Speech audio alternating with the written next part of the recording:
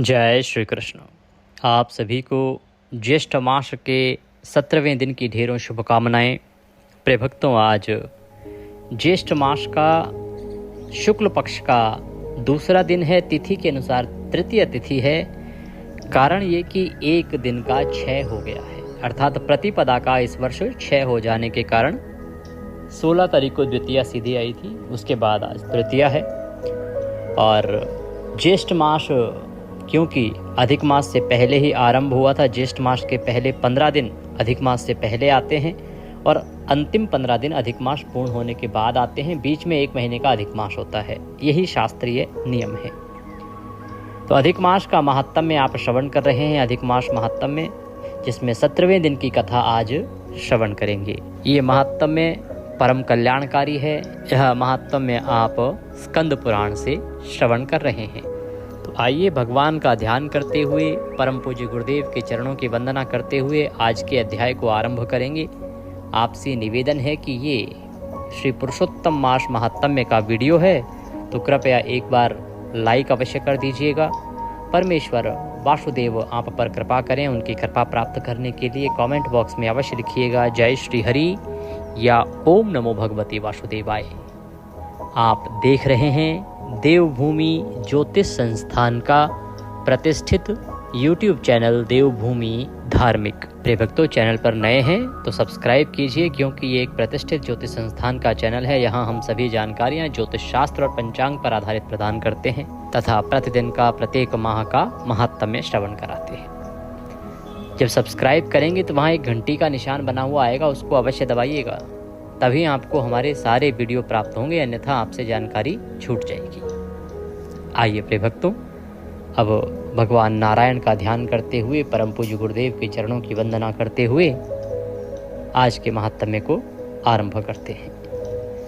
शांतकारं भुजगशयनं पद्मनाभं सुरेशं विश्वधारं गगनसदृशं मेघवर्णं शुभांगं लक्ष्मीकान्तं कमलनयनं योगिर्विन्दनगम्यं वन्दे विष्णुं भवभयहरं सर्वलोकैकनाथं। बोले विष्णु भगवान की जय। गुरुर्ब्रह्मा गुरुर्विष्णुः गुरुर्देव महेश्वरः गुरुर्साक्षात् परब्रह्म तस्मै श्री गुरुवे नमः। बोलिए परम पूज्य गुरुदेव महाराज की जय। या देवी सर्वभूतेषु मां सरस्वती रूपेण संस्थिता नमस्तस्यै नमस्तस्यै नमस्तस्यै नमो नमः। बोलिए सरस्वती महारानी की जय। बोलिए प्रथम पूज्य गणेश जी महाराज की जय। बोलिए ज्येष्ठ मास महात्म्य की जय।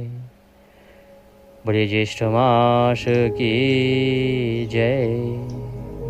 आप सभी दर्शकों को, आप सभी श्रोतागण को मेरा नमस्कार। आइए कथा को आगे बढ़ाते हैं। अभी तक आपने श्रवण किया ज्येष्ठ मास की महिमा का, वस्त्रपथ तीर्थ स्थल की महिमा का, जिसमें भगवान नारायण की कृपा कैसे इन तीर्थों को प्राप्त हुई, कैसे ज्येष्ठ मास में यहाँ स्नान करने से क्या पुण्य फल प्राप्त हुआ, किसका उद्धार हुआ। तदुपरांत वर्णन आया जहाँ भगवान के छठे अवतार वामन देव का अवतरण हुआ। जब देवताओं ने असुरों से परेशान होकर भगवान का ध्यान किया, भगवान से निवेदन किया कि प्रभु अब बलि ने हम सबको प्रताड़ित करके रखा है, भगवान उसने हमारे राज्य पर आधिपत्य जमा लिया है और सभी स्थानों पर अब उसका और उसके असुरों का ही दबदबा है, हम कहीं जा भी नहीं सकते, रह भी नहीं सकते, तो प्रभु अब इस त्रिलोकी की रक्षा कीजिए, क्योंकि वह इस त्रिलोकी का स्वामी बन बैठा है। जब इस प्रकार से देवताओं ने भगवान नारायण से प्रार्थना की तो भगवान नारायण बोले कि हे देवताओं, अब तुम चिंता ना करो, मैं शीघ्र ही अपने छठे अवतार के रूप में वामन रूप में अवतरित होऊंगा। भगवान सबको अपने अपने कार्य देते हैं, सब अपने कामों में लग जाते हैं और भगवान वामन रूप में अवतरित होते हैं। फिर आपने भगवान वामन के भिन्न भिन्न चरित्रों को सुना कि कैसे वो पृथ्वी पर आते हैं, अनेकों उद्धार करते हैं। देव ऋषि नारद जो हैं इसी दौरान राजा बलि के यहाँ पहुँचते हैं। राजा बलि के यहाँ पहुँच के देव ऋषि नारद राजा बलि को उनके प्रश्नों के माध्यम से अनेकों ज्ञान की बातें बताते हैं, उनका उद्धार करते हैं। जब बलि पूछते हैं कि एक शासक कैसा होना चाहिए, शासक के गुण कैसे होने चाहिए, इसी दौरान रेवती नक्षत्र का वर्णन आया। रेवती नक्षत्र के साथ ही रैवतक पर्वत की महिमा का वर्णन आया। देवऋषि नारद राजा बलि को संपूर्ण ज्ञान प्रदान करके वहां से प्रस्थान करते, कहते हैं कि अब वो रैवतक पर्वत पर जाकर प्रभु कृपा प्राप्त करेंगे। धीरे धीरे समय व्यतीत हुआ। बलि के राज्य में ऐसे हाल उत्पन्न हो गए कि अब हर तरफ हाहाकार ही हाहाकार था। अनेकों परेशानियां राजा बलि के सामने मुंह बाएं खड़ी थी। राजा बलि बड़े चिंतित हुए कि प्रजा असंतुष्ट है, प्रजा में घोर कष्ट उत्पन्न हो रहे हैं। उधर सभी मंत्रीगण बड़े परेशान हैं, ना भोजन को कुछ प्राप्त हो रहा है, अकारण ही मृत्यु हुए जा रही हैं, पक्षी जानवर सब मरे जा रहे हैं। इसका उपाय क्या किया जाए? ब्राह्मणों से सलाह ली गई तो पुरोहित गणों ने कहा कि राजन अब आपको यज्ञ करना चाहिए। जब राजा ने देवगुरु शुक्राचार्य को बुलाया, उनसे सलाह ली गई कि गुरुवर क्या करना चाहिए, ये अजीबोगरीब अपशगुन हो रहे हैं, भयानक घटनाएं घटित हो रही हैं। दुनिया को उल्टा देखकर बलि का जो मन है वो व्याकुल हो गया और वह दुखी होकर इस प्रकार से अपने गुरु से और ब्राह्मणों से परामर्श कर रहे हैं।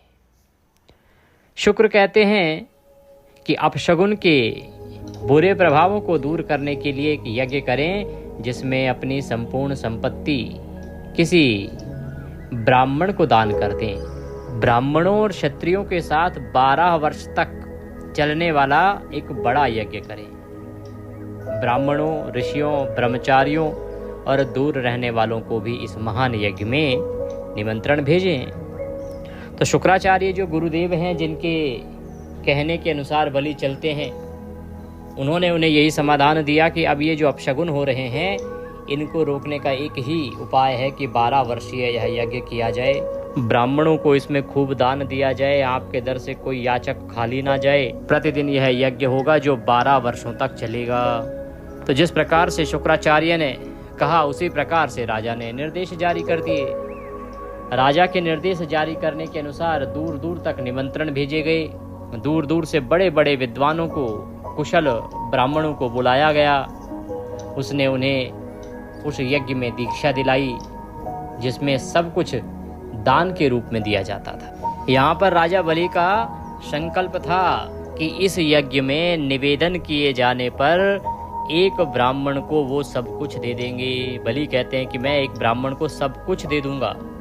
निवेदन किए जाने पर मैं अपना शरीर, पुत्र, मित्र, पत्नी सब कुछ ब्राह्मण को अर्पित कर दूंगा। राजा बलि कहते हैं कि मैंने निश्चय किया है कि यज्ञ में मैं ब्राह्मणों को निरंतर दान देता रहूंगा। मना किए जाने पर भी मैं दान देना बंद नहीं करूंगा।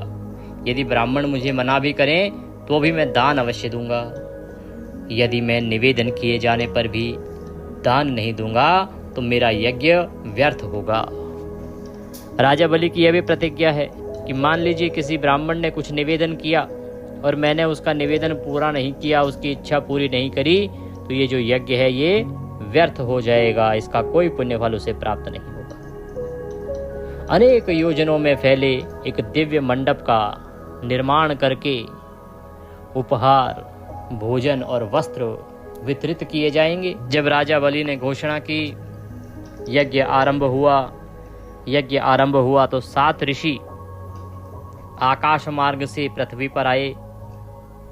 पृथ्वी पर रहने वाले सभी ब्राह्मण विभिन्न दिशाओं से आए, क्योंकि दूर दूर तक निमंत्रण भेजे गए थे कि कोई भी ब्राह्मण खाली ना रह जाए। प्रत्येक ब्राह्मण को राजा बलि कुछ न कुछ दान अवश्य देंगे, जैसी उसकी इच्छा होगी। विभिन्न प्रकार के धन संपत्ति को लेकर क्षत्रिय भी आए। उन्होंने यज्ञ प्रारंभ होने पर अपनी उपस्थिति की घोषणा की। अभिनेता, नर्तक, याचक समुद्र से भी आ गए। गीतों, वाद्ययंत्रों का शोर वेदों के पाठ की ध्वनि के साथ साथ मिलकर तीनों लोकों को बहरा कर देता है। इतना भयानक शोर है गीतों का, वाद्ययंत्रों का। मत दो या थोड़ा दो जैसे शब्द सुनाई देते हैं। केवल यही शब्द सुनाई दे रहे हैं कि ना ना ना, हमें नहीं चाहिए, इतना मत दो, इतना अधिक का क्या करेंगे, थोड़ा दे दो। इस प्रकार के ही शब्द वहाँ गुंजायमान हैं। इतना दे रहे हैं राजा बलि। जिसने भी कोई वस्तु मांगी उसे वह वस्तु दी गई। ऐसा कोई ब्राह्मण भी नहीं था जिसने अधिक कुछ मांगा हो। कहते हैं कि वहाँ जितने भी याचक आए ना, या जितने भी ब्राह्मण आए, उन्होंने बहुत अधिक राजा बलि से कुछ मांगा भी नहीं। ब्राह्मणों ने भोजन मांगा, वस्त्र मांगा, थोड़ा सोना मांगा, किसी ने रत्न मांगे, चांदी मांगी, या थोड़ी बहुत वस्तुओं की मांग की। ना ही घोड़े मांगे, ना ही हाथी मांगे। उन्होंने घर, गाय, जमीन, गाय आदि स्वीकार नहीं किए।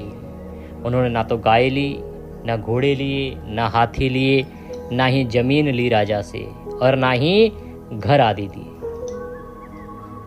बलि के राज्य से संतुष्ट होकर वे धन का क्या करते। इस प्रकार से महान बलिदान संपन्न हुआ, जिसमें सब कुछ उपहार के रूप में दिया गया। ऋषि कहते हैं कि बलि के इस यज्ञ में ऐसा कुछ नहीं था जो उपहार के लिए ना रखा गया।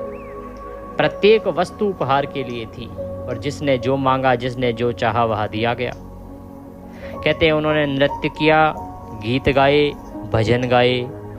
अन्य लोगों ने उस यज्ञ की प्रशंसा की जिसमें बड़े बड़े दान दिए गए थे।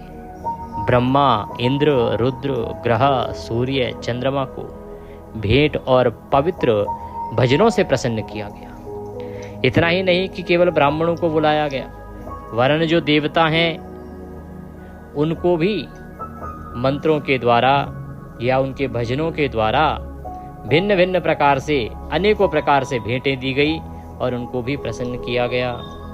कुछ ने बलि की महिमा की, कुछ ने गुरु की महिमा की, कुछ ने यज्ञ में ऋग्वेद के भजनों का पाठ करने वाले यज्ञ पुजारी की, और कुछ ने सेवकों की प्रशंसा की। ब्रह्मा, इंद्र का ऐसा यज्ञ करने पर न केवल वह ध्रुव लोक जाएगा, अपने राज्य को श्रेष्ठ ब्राह्मणों को सौंपकर वह निश्चित रूप से पाताल लोक जाएगा। तभी पनडुब्बी से एक आग निकली, और इस आग से कुछ शब्द निकले, जिन्हें सुनकर राक्षसों ने कहा कि यह क्या है। वे सब मिलकर बलि के सामने आ गए और उसे सब कुछ बताया। बलि प्रसन्न हुआ और उसने उन्हें वह सब कुछ दे दिया जो उन्होंने मांगा था। इधर जब ऋषि सारस्वत वृतांत सुना रहे हैं तो राजा कहने लगे कि हे ऋषिवर, मुझे विस्तार से बताइए कि भगवान वामन ने महान पवित्र वस्त्रपत स्थान पर पहुंचने के बाद क्या किया। कहते हैं कि जब पवित्र और पुण्यदायी वस्त्रपथ पर भगवान वामन पहुंचे तो वहां उन्होंने क्या क्या किया, यह मैं एक बार सुनना चाहता हूँ। सारस्वत कहने लगे, हे श्रेष्ठ राजा, स्वर्ण रेखा के जल में स्नान करके और श्रद्धा पूर्वक भव की विधिवत पूजा करके वामन ने भव के सामने निवास किया। कहते हैं कि वहाँ पर भगवान भव की पूजा की गई और वहीं पर वामन ने निवास किया। वह एक सुनहरा बेदाग जगह पर कांटों और हड्डियों से मुक्त काले मृग की खाल से ढकी हुई एक उत्कृष्ट स्थान पर आकर बैठ गए। दृढ़ निश्चयी और स्थिर सर्वश्रेष्ठ ब्राह्मण पद्मासन की मुद्रा में बैठकर अपनी गर्दन को स्थिर करते हुए और अपनी सीधी नाक को देखते हुए स्थिर रहे। उन्होंने अपने घर, स्थान, पत्नी और धन के बारे में चिंता छोड़ दी। साथ ही विष्णु द्वारा अपनाए गए छल को भी त्याग दिया। मौन धारण किया और अपनी इंद्रियों को नियंत्रित किया। उन्होंने भोजन नहीं किया, अपने क्रोध पर नियंत्रण रखा, सांसारिक बंधनों का त्याग किया और पद्मासन मुद्रा में भुजाएं धारण करके आंखें थोड़ी देर के लिए बंद करके ब्राह्मण ने मन को अत्यंत चंचल जानते हुए उसे हृदय में स्थिर किया। अभ्यास के कारण उन्होंने विधिवत क्रम से प्राण अर्थात 5 प्राण वायु में से प्रथम अपान वायु, शरीर में स्थित प्राण वायु जो गुदा से नीचे की ओर जाती है, व्यान वायु प्राण वायु जो पूरे शरीर में फैली होती है, उदान प्राण वायु जो गले से ऊपर उठकर सिर में प्रवेश करती है, और समान प्राण वायु जो नाभि में स्थित होती है और पाचन के लिए आवश्यक है। तो इन सभी प्राण वायुओं को अलग अलग करके एक किया। इस प्रकार मन को हृदय में स्थिर करके समस्त जोड़ों में एकत्रित करके और ब्रह्म के स्थान पर लाकर उन्होंने उसे ब्रह्म से एक कर दिया। जब बाहरी वायु को शरीर में समाहित कर लिया जाता है तो उसे पूर्ण कहा जाता है। जी कहते हैं कि अब मैं तुम्हें रेचक की व्याख्या करता हूँ। हे राजा, जब आंतरिक वायु उचित क्रम में प्रवाहित होती है तो उसे रेचक कहते हैं। जब वह निलंबित हो जाती है तो उसे कुंभक कहते हैं।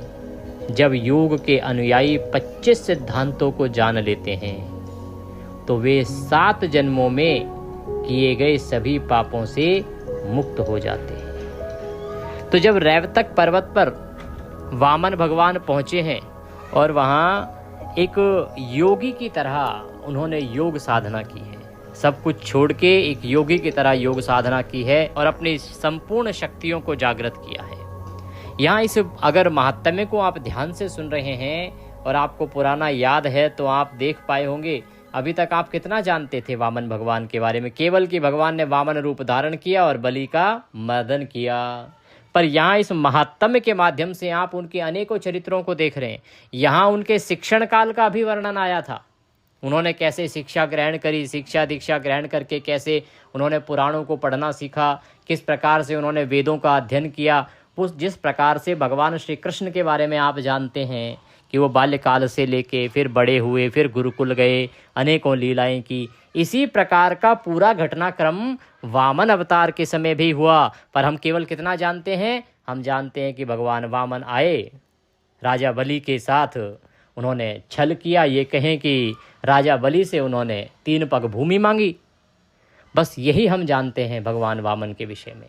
पर इस महात्म्य को अगर आपने ध्यान से सुना होगा तो बहुत से चरित्र उनके आए हैं। उन्हीं में से एक घटनाक्रम और चरित्र अभी चल रहा है कि किस प्रकार से अभी भगवान वामन बलि के वहाँ नहीं गए हैं, अभी वहाँ पहुँचे भी नहीं, अभी तो प्रस्थान भी नहीं किया वहाँ के लिए, अभी वो अन्य कार्यों में ही लगे हुए हैं। तो ऋषि सारस्वत कहते हैं कि जब योग के अनुयायी जो होते हैं वो 25 सिद्धांतों को जान लेते हैं, समझ जाते हैं, तो वे 7 जन्मों में किए गए सभी पापों से मुक्त हो जाते हैं। यह सुन के राजा आश्चर्यचकित हुए। राजा कहने लगे कि ऋषिवर, ये सिद्धांत क्या है, आत्मा क्या है और योग के अनुयायियों को क्या जानना चाहिए, कृपया मुझे बताइए। जिस व्यक्ति में ज्ञान का उदय हुआ हो वह योग से कैसे संपन्न हो सकता है। कहते हैं कि प्रभु, ये जो सिद्धांत आप कह रहे हैं 25 सिद्धांत, तो ये हैं क्या, और योग के अनुयायियों को क्या जानना आवश्यक है, यह मैं जानना चाहता हूँ। कैसे सभी पापों से मुक्ति प्राप्त हो जाती है। यह सुन के प्रभु कहते हैं कि प्रकृति, भौतिक जगत का मूल स्रोत, फिर बुद्धि, फिर अहंकार और इससे उत्पन्न हुआ 5 तन्मात्र अर्थात 5 सूक्ष्म और प्राथमिक तत्वों का समूह, यह अष्टांगिक प्रकृति है। कहते हैं कि जो 8 अंगों वाली प्रकृति है ना, वो कौन सी है, भौतिक जगत जिसे हम कहते हैं, फिर हमारी बुद्धि आती है, अहंकार आता है, 5 तन्मात्र जो अत्यंत सूक्ष्म और प्राथमिक तत्व हैं वो आते हैं। इन 8 को मिला के अष्टांगिक प्रकृति बनती है, 8 अंगों वाली प्रकृति बनती है। ये वर्णन आपने श्रीमद् भागवत गीता में भी सुना होगा। अगर 7वां अध्याय सुनते हैं तो भगवान कहते हैं कि ये 8 प्रकार के भेदों वाली मेरी जड़ प्रकृति है। तो ये उसी प्रकृति की बात यहाँ पर कर रहे हैं भगवान। केवल 5 और 5 इंद्रियां प्रकट हुई, 11वीं इंद्री को मनस, मन और 5 महातत्व जानो। सांख्य दर्शन में 16 सिद्धांतों के समूह का विस्तृत वर्णन है। सांख्य दर्शन अगर कभी आप पढ़ेंगे तो उसमें 16 सिद्धांत बताए गए हैं। ये 24 सिद्धांत हैं और पुरुष जो आत्मा है वो 25वां सिद्धांत है। शरीर में रहने वाले उसे किसे देही आत्मा कहा जाता है और वह परम आत्मा को अनुभव करता है। वे 20 से परे छठी आत्मा को सर्वोच्च आत्मा के रूप में पहचानते हैं। ऋषि कहते हैं कि आसन आदि के प्रकारों को सर्वप्रथम जानना चाहिए। जिनके हृदय में दीपक की लौ के समान प्रकाश दिखाई देता है उन्हें ज्ञान से परिपूर्ण योगी कहा जाता है। सबको पहले वृद्ध अवस्था क्षीण करती है और रोग दूर भगाते हैं। जब उसके सभी पाप कमजोर हो जाते हैं तब उसे मृत्यु प्राप्त होती है। यदि योगी स्वयं को जान लेता है तो संसार में कोई मृत व्यक्ति अस्तित्व में नहीं रहता, अर्थात जन्म नहीं लेता। जो मानव शरीर है इसमें जब वृद्ध अवस्था आती है पहले तो वह मानव शरीर धीरे धीरे क्षीण होने लगता है। इससे जो मानव शरीर है, मनुष्य का शरीर, वो क्षीण अर्थात दुर्बल होता चला जाता है, कमज़ोर होता चला जाता है और रोग उसे दूर भगाते हैं। जब उसके सभी पाप कमज़ोर हो जाते हैं तब उसे मृत्यु प्राप्त होती है। ऋषि कहते हैं कि यदि मनुष्य स्वयं को जान लेता है, ऐसा योगी स्वयं को जान लेता है तो संसार में फिर वह लौट के नहीं आता, अर्थात उसकी मुक्ति हो जाती है।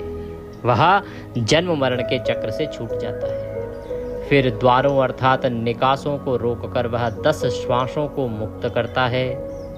पापों का नाश करने के बाद योगियों का प्राण व्यतीत होता है। वे शिव के धाम में सूक्ष्मता आदि जैसे अलौकिक गुणों का ऐसा धन प्राप्त करते हैं। इस ध्यान मार्ग की सहायता से मनुष्य भाव को देख पाता है। मन द्वारा विचार की गई हर बात भाव को देखने से सिद्ध हो जाती है। जब ब्राह्मण वामन इस प्रकार भव के निकट थे तब उन्होंने आकाश से अवतरित नारद को देखा। तो ऋषि सारस्वत यहाँ पर योग का नियम बता रहे हैं, योग के लाभ बता रहे हैं, योगी कौन होता है उसके विषय में बताया, योग के सिद्धांतों के बारे में बताया और कहते हैं कि जब स्वयं भगवान वामन वहाँ पर पर्वत पर स्थित हैं योग मुद्रा में, तभी उन्होंने देवऋषि नारद को देखा। वो आकाश में चले जा रहे थे। जब भगवान वामन ने देखा तो कहा, हे महान ऋषि, क्या आप ठीक हैं? आप यहाँ क्यों आए हैं? हे महान ऋषि, मैं आपको प्रणाम करता हूँ। तीनों लोकों में आप केवल ब्राह्मण हैं। यह सुन के नारद ने कहा, मैं स्वर्ग से आया हूँ।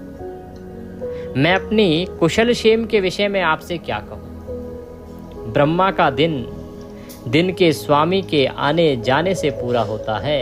दिन के अंत में रात आती है और देवता रात में नष्ट हो जाते हैं। मनुष्यों के संसार के बारे में क्या कहा जा सकता है, जहाँ प्रतिदिन प्राणी मरते हैं। आकाश धुएं से भरा है। देवता बलि के घर चले गए हैं। 7 प्रतिष्ठित ब्राह्मण ऋषि वहां गए तो हा ही हु ही अर्थात हा हा हु हा हा और हु तुम्बरू नारद पर्वत पर वहां गए। अप्सराओं का समूह गंधर्व बलि के घर पहुंचा। बलि ने स्वयं अपशगुन के प्रभाव को दूर करने के लिए यज्ञ किया। मैं वहाँ केवल बलि के घर में होने वाले यज्ञ को देखने जा रहा हूँ। बलि ने 999 यज्ञ किए हैं। 1000 से बस एक कम है। इस अंतिम यज्ञ के पूर्ण होने पर समस्त संसार राक्षसों का हो जाएगा। यज्ञ के निष्पादन में यही एक विशेष गुण निहित है। ब्राह्मणों द्वारा जो भी मांगा जाएगा मैं स्वयं उन्हें प्रदान करूँगा। चाहे मुझे रोका जाए मैं दूंगा। मेरी बात सच हो, यदि विनती किए जाने पर भी मैं अपने आप को, अपनी पत्नी को, अपने राज्य को, अपने प्रिय पुत्रों को ना दूं तो मेरा बलिदान व्यर्थ हो जाएगा। इन शब्दों से मेरे सिर में तीव्र पीड़ा हुई। प्रतिज्ञा लेने के बाद मेरा बलिदान कैसे पूर्ण होगा? मुझे इसे तोड़ने का कोई उपाय नहीं दिखता। मैं तीनों लोकों में विचरण कर रहा हूँ। आपको विनाश लाने वाला जानकर मैं आपके पास आया हूँ। अभी इस प्रकार कार्य करो कि बलिदान पूरा ना हो पाए। तो इस प्रकार से जब भगवान वामन ने पूछा तो देवऋषि नारद ने उत्तर दिया। भगवान वामन कहते हैं कि हे महान ऋषि, मेरी बात सुन। अब मेरे पास क्या शक्ति है? मैं कौन हूँ?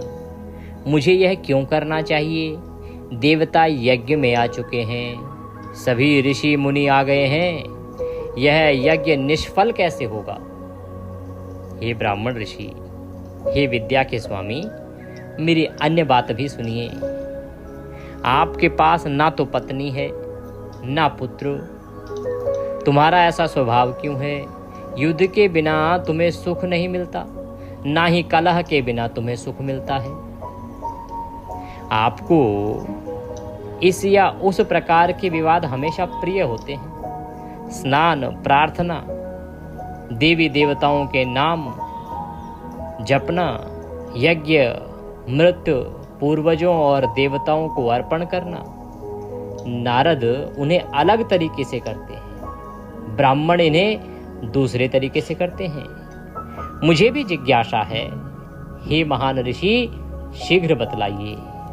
तो वामन देव कहते हैं कि हे नारद, तुम जिस प्रकार की बातें कर रहे हो ये तो मुझे समझ ही नहीं आ रही। तुम्हारे आगे पीछे कोई है नहीं, प्रतिज्ञा तुम ऐसी कर रहे हो।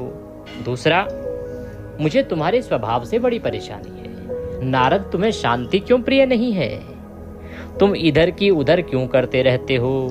तुम्हें वाद विवाद क्यों प्रिय है? तुम सदा वाद विवाद में क्यों पड़े रहते हो? और ब्राह्मण जिस प्रकार से यज्ञ जप तप करते हैं तुम उस प्रकार से क्यों नहीं करते हो? तुम्हारे सारे क्रियाकलाप उनके विपरीत ही क्यों होते हैं? बोले विष्णु भगवान की जय। इसी के साथ आज की कथा को हम यहाँ विराम देंगे। इससे आगे का वृतांत हम कल श्रवण करेंगे कि आगे क्या होता है। देवऋषि नारद क्या उत्तर देते हैं ये भी ज्ञात होगा कि नारद का स्वभाव ऐसा क्यों है, किस कारण से है, क्या कोई श्राप लगा है या कोई वरदान है, और फिर कैसे भगवान वामन इस पृथ्वी का उद्धार करने के लिए तैयार होते हैं, कैसे वो आगे उद्धार करते हैं, यह अगले अध्याय में हम श्रवण करेंगे। आज की कथा के निमित्त दक्षिणा आदि कुछ भी भेजना चाहते हैं तो आपकी स्क्रीन पर एक QR कोड आ रहा होगा, उस पर भेज सकते हैं। और प्रिय भक्तों, हमारे साथ व्हाट्सएप पर जुड़ना ना भूलिए। व्हाट्सएप पर जुड़ने का लाभ ये होगा कि आपको सभी जानकारियाँ सीधे मोबाइल पर आती रहेंगी। एक तो प्रतिदिन के जो व्रत त्यौहार की जानकारी है वो आएगी, साथ ही समय समय पर हम रिमाइंडर भेजते हैं कि इस दिन ये योग बन रहा है, अगले 2-3 दिन तुलसी पत्र नहीं तोड़े जाएंगे या बाल नहीं धोने हैं, इन कार्यों को कल ना कीजिएगा, कल ये योग है, इसमें ये अशुभ होगा, ये काम आगे 2 दिन बाद नहीं होंगे, आज कर लीजिए। ऐसे अनेकों काम के रिमाइंडर आपको समय समय पर मिलते रहते हैं। यदि आप व्हाट्सएप पर जुड़कर ये सुविधा लेना चाहते हैं तो स्क्रीन पर एक नंबर आ रहा होगा 900 से, उस पर व्हाट्सएप मैसेज कीजिए, लिखिए अपना नाम और कहिए कि आप सभी तिथि त्यौहार की जानकारी पाना चाहते हैं, तो हम आपको अपने साथ व्हाट्सएप पर ऐड करेंगे और फिर सब जानकारियाँ सीधे मोबाइल पर आपको आती रहेंगी। प्रिय भक्तों, यह सुविधा आपके लिए पूर्णतः निःशुल्क है, इसका लाभ अवश्य लीजिए। और आगे चातुर्मास जब आरंभ होगा तो उसके नियम क्या हैं, कैसे हमें नियम धारण करने चाहिए, कब से चातुर्मास आरंभ हो रहा है, इससे संबंधित बड़ा ही महत्वपूर्ण वीडियो मैंने अपलोड किया है, उसका भी लाभ लीजिए। और निर्जला एकादशी व्रत कैसे करना चाहिए, पूजा विधि नियम आदि क्या है, वो जानकारी भी चैनल पर उपलब्ध है, उसका भी लाभ लीजिए। हरे कृष्ण।